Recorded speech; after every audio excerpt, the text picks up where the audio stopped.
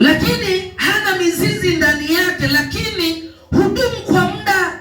Ikitukia dhiki au ikitukia dhiki au udhia kwa ajili ya ile neno, mara uchukizwa. Yaani hili lililopandwa kwenye mwamba, ikitokea dhiki. Unajua dhiki?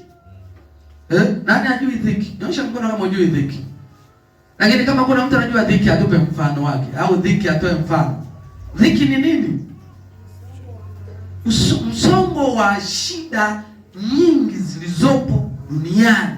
Sasa leo unaweza kukutana na dhiki, umekosa hela, umekosa matunzo, umekosa malezi, umefukuzwa kituoni. Kuna wengine wanakutana wamefukuzwa kituoni, anambia sasa wananifukuza kituoni, ananiambia niache mambo ya Mungu. Sasa mimi kama niache. Sasa wanifukuze sasa.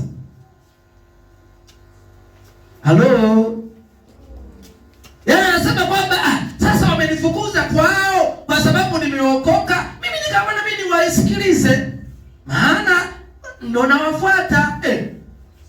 Mimi nilisema hapana. Mungu akubariki sana.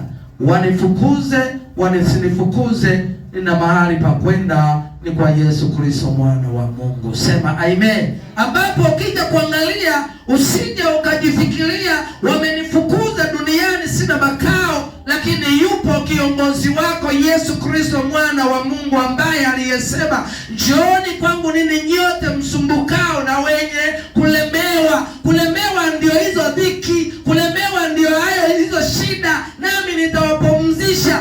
Omba tu, wakati wako utakapofika Mungu atakupa kwa wakati wake. Sema amen. Na ndio maana usikate tamaa, wala usiwe na wasiwasi, wala usiangalie dunia imenikana, wala usiangalie binadamu wananitukana, wala usiangalie ulimwengu umekuchukia. Ukikuchukia ulimwengu kwa sababu ya Kristo, mshukuru Mungu, kwa sababu yupo anayekutambua zaidi ya wote, ambaye ni Mungu, Mungu wa mbingu na nchi. Yeye hawezi kukuacha kamwe. Aishivyo yeye ndivyo na wewe utakavyoishi. Sema amen.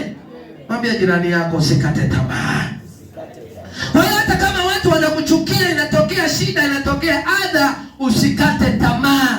Wewe songa mbele. Mungu akubariki sana. Sasa hii mbegu iliyopandwa juu ya mwamba, iliyopandwa juu ya mwamba, ndiyo inafurahia mambo ya Mungu, ndiyo inaomba, ndiyo inafunga. Ikikutana na adha, ikikutana na dhiki, haiwezi kudumu. Na ndio maana ukuta mtu mwingine na mambo ya Mungu naacho.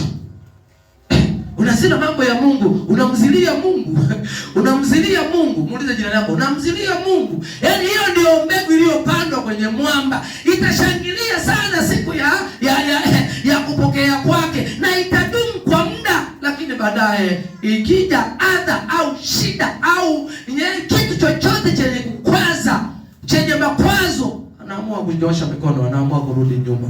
Mungu akubariki sana. Mimi yaje makwazo, waje watu wanitukane, waniambie sifai, kichwa kama embe, waniambie kichwa kama tikiti maji, waniambie weupe kama weupe wa kujikoboa. Mimi sijali, nawaambia uwe wa kujikoboa, uwe wa mafuta ya mamisi, uwe wa mafuta si ya ng'ombe. Mimi najua ndani mwangu nina Yesu Kristo mwana wa Mungu, aliye hai, aliyenipa uzima, aliyenipa amani, aliyenipa baraka. Sema amen.